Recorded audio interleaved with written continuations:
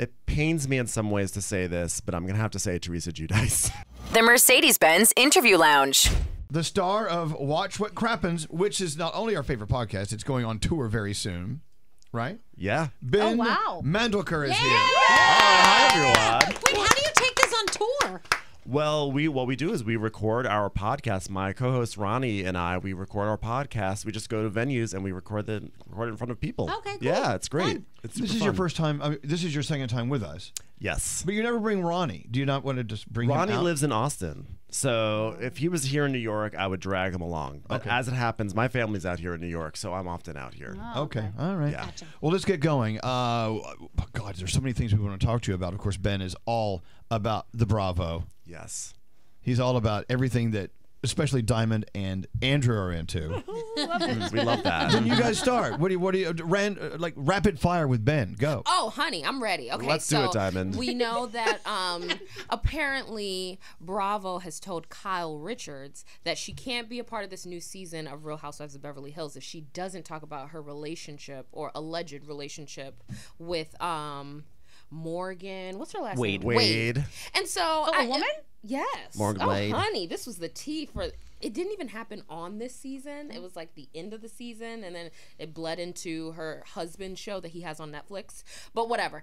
Do you think that this is a good idea? Like, should she be forced? Absolutely. Oh. Of course. Listen, Kyle Richards has gone on to the Real Housewives of Beverly Hills season after season and has gone up to everyone and been like, you need to be open and honest. Be open and honest. She literally drove Denise Richards, was one of the people who drove Denise Richards off that show because she wanted Denise Richards to be more open and honest about an alleged lesbian affair she had with Brandi Glanville. And she just kept on saying, we just want you to be open and honest. And the moment that Kyle finds herself in a scandal, she's like, I just want to have some privacy. So I think that Bravo should totally do that. I get that. No. Practice what you preach. Yeah, exactly. I always liked her, by the way. I love back her. in the day when I watched. Love her. My issue would be that like they're not making Jenna Lyons bring her new girlfriend onto Real Housewives of New York. It is a double standard. I think just with Kyle, it's really like, you know, I would never say to a person like, you have to divulge all your personal life to me. But I just feel like when, you know, for reality stars, it's a little bit different. And especially, again, since Kyle Richards has been all about saying open and honest for years on the show, it just feels like she should be open and honest too. Now, Jenna Lyons, you know, it is a double standard, but, you know, I think kind of Jenna Lyons' kooky appeal is that she's sort of, she has a mystique. We don't really know what's going on in her life. I would like to know more about it, but I'm just sort of happy that she's just there on the show. I'm like happy, like whatever it takes to keep her on the show makes me happy. Good for these women. Yeah, exactly. Diamond.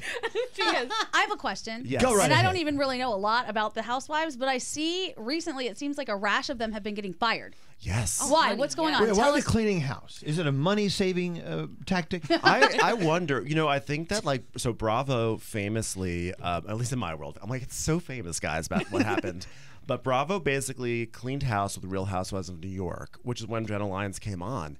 And it worked out relatively well, you know. And so I think that Bravo now realizes, oh, if a show's like not great, we can just fire people. Like, that's okay. We can fire people. So they're like, okay, Crystal, you're gone.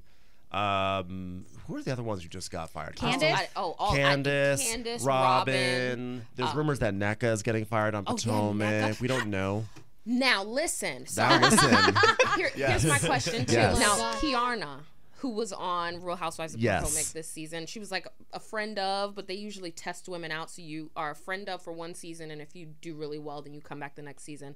She's not coming back, and I feel like she gave a little too much to us this season. The woman got into an altercation and like had like her head cut open, basically. Yeah, but her other storyline was that she had diarrhea and no one checked on her. Oh, so, I mean, come on. I have a storyline then. I know, me too. God. It's a little too realistic. Give me a little bit of milk. We got a great story. Yeah, I've got a cliffhanger working. So, okay, I see the logic behind that. I mean, in the old days of the Real Housewives shows, they would keep people on way too long. Now it's like, as soon as we're ready to change the storyline, fuck them. Bring in someone fresh. Yeah, I mean, I don't advocate for just like churning through people. I think that people need to grow, and sometimes people in their second or third season really pop. But I do like that it keeps the cast members on their toes, because like a big problem with the Real Housewives is that if they become popular, they start to try to call shots, I believe. And so they try to self-produce, and they're like, I don't want to go on that group trip. I don't want to go to this reunion. And so if there's like the fear that if they don't play ball, they're going to get fired, I think that will... You are a monster. I sound terrible. I'm a monster. I like it. I'm like big business right now.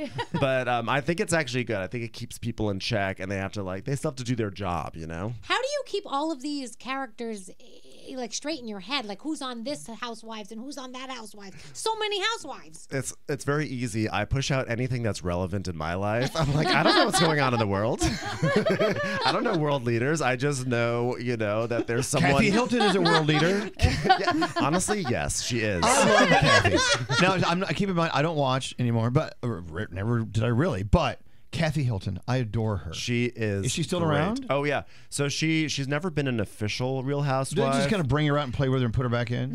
They really do, and she's just great. I think that like every time they bring her out, like you always sort of anticipate that she'll be terrible. But I love her every single time, and the audience seems to really love her. She's just funny. She's in her own world, and I think people love her because she's authentically ridiculous. Like, she's so wealthy. She's in just a different stratosphere in terms of wealth and like what reality is, but she's authentically in that stratosphere. So it works. It's great. Wow. All right, Andrew. Where else do we want to go here with DC Ben? Housewives. Yes. Are you going to do a new recap of it? I don't know. I mean, we might. We've been talking about it. It might be fun to do. We never want to commit ourselves too much, because the moment we commit ourselves, then we're really committed. And like we have a bad habit of saying like, why don't we just do this? And then all of a sudden we have like 8 hours of podcasting to do. Yeah. So not sure. But we might visit it a little bit, because DC was like surprisingly really good, and people didn't appreciate it in its time, but now they are. Completely agree, and I feel like your cat impression will just be like perfect. I loved Kat. Yeah. She was great. Yes. Let me hear your cat impression. Well, she was sort of British, if I remember. She sort of was like, I'm married to someone wealthy, and these ladies are ridiculous, and I just can't wait to go to the mall and laugh at Americans. So she has a fake accent. She's a fake accent. Is what you're saying. It's probably, or at the very least, she had like this kind of like upper crust sensibility. Like she had this vibe of like, why am I on this show? I'm just gonna make fun of everyone around me. Okay, that's why she's on the show then. Yeah. Speaking of fake accents, is it true that they're trying to recruit Hilaria Baldwin to be one of the Housewives? That is the rumor. I think that would be hilarious. She won't do it. That'd be Hilaria will do it. hilarious. So Yeah. Oh yeah, you're kind of friends with her. Yeah, I talked to her on Instagram. Like, I get into her DMs and we chat, and she is so hands on with those kids and that family and stuff. I don't know if she would have any time to do that. Yeah, and I feel like Alec Baldwin, with where he's at right now, I it could be think- risky. yeah. Like, Bravo is not where you go to rehab your No. personality. And they're go back. No. I don't think Well, Jill Zarin on Below Deck. Oh my God. Okay, so I love that cross-pollination idea. I loved it. I loved her on Below Deck. Well, could you see any of the Housewives actually moving over to be like in a season? Yeah, I would love, actually, honestly, like every housewife to put some time in on Below Deck as a guest. It would actually be funny if they were just crew. Could you imagine like Jill Zarin actually being your stew? I am talking crew. Well, she has to like do things. Oh, I would love that. But she would just be like, so I made you a bed. I don't know, but okay, I put your pillow over here, and I put your luggage over there. It's not very good luggage. Here, I put up a website. You should get this. Also, I'm concerned about your shoes. Do you really want to wear those shoes? Okay, how about this? How about this? Here's a link to some really good deals on Amazon. You can get socks there. You can get Zarin fabrics. It's wonderful. She'll actually just take over your entire my charter. That'd be an awful charter. So I have a question, and this might be a very difficult one for you to tackle. But think of all the Bravo shows, including Yeah. like Summer House and Vanderpump and all the Housewives series. Who's got the longevity? Who's got the star power 10 years from now? Think 10 years in the future. Who's coming out on top? Who are we going to still be hearing about? It pains me in some ways to say this, but I'm gonna have to say Teresa Giudice. Oh my girl. Wow. Diamond. Why do you feel that way? Because she's already made it this far, right? Like, the fact that she's made it this far, it's been like 12, 13 years of Teresa Giudice. I literally had a dream about her last night. She's in my dreams. Was it bad or good? It was weird. Okay. It was like I ran into her at Coachella. It was it was a really weird. Very on I'm brand. rattled. I'm very rattled right now. But I think that she there's something about Teresa. She's always driven me nuts, but I have like conceded that there's something about Teresa that people are endlessly fascinated about, and she does stay in her lane. She's just gonna be around, you know? Like a cockroach. Do you think Andy Cohen is ever going to leave Bravo?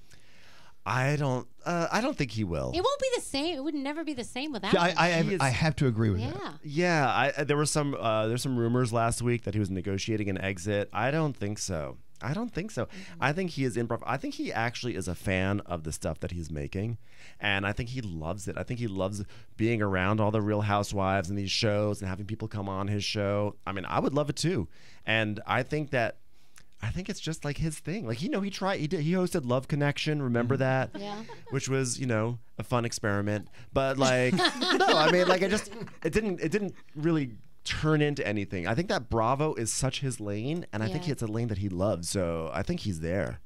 There you go. What about all of the controversy with Andy Cohen? What's your take on that? Is this about like, when Brandi Glanville said that, I mean, look, I guess like some of it was like, you could say it was inappropriate, but I like the biggest people who are coming after Andy Cohen are like Brandi Glanville, Bethany Frankel, and Leah McSweeney. And they're the ones who all were fired and are, in my view, they're kind of just like bitter that they lost their jobs. Sorry. Like, if your biggest bombshell is like, oh my God, Bravo encourages people to drink, it's like, yeah, that's why we're tuning in. Do you think he always brings out a tray of blow every time they? Yes, of course. Well, that's what they're saying he did. Well, that's the thing. It's like they're shocked. It's like Andy Cohen's brought out cocaine. It's like, yes, have you seen his show? So no surprises here. No, of course not. Like, we're all adults. We're adults watching a show made by adults for adults, starring adults. Hey, do the housewives like you?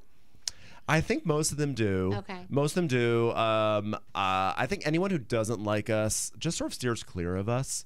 I like to think that at this point, like, we have a little bit of heft, so that way if someone comes for us, we'll be like, whatever, we're going to go to the people with it. That's in my fantasy, because I pretend I'm Taylor Swift and I've got Swifties. But I think actually generally, like, a lot of the housewives are super chill with us, yeah.